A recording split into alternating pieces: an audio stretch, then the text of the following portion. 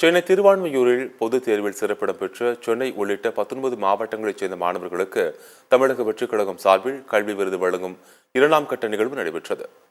தமிழக வெற்றிக் கழக தலைவர் விஜய் மாணவர்களுக்கு சான்றிதழ்களை வழங்கி பாராட்டு தெரிவித்தார். இந்த நிலையில் கல்வி விருது வழங்கும் விழாவில் கலந்து கொண்ட ஒருவருக்கு திடீரென வலிப்பு ஏற்பட்டது. இதனையடுத்து முதலுதவி அளிக்கப்பட்டு அவர் மருத்துவமனைக்கு அழைத்துச் செல்லப்பட்டார்.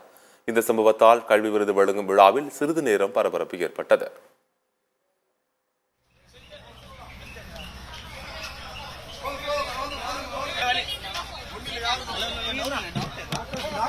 டாக்டர் வழிவிடுங்க. இறங்கி இறங்குங்க இறங்குங்க மத்தால இறங்கு மத்தால இறங்குங்க.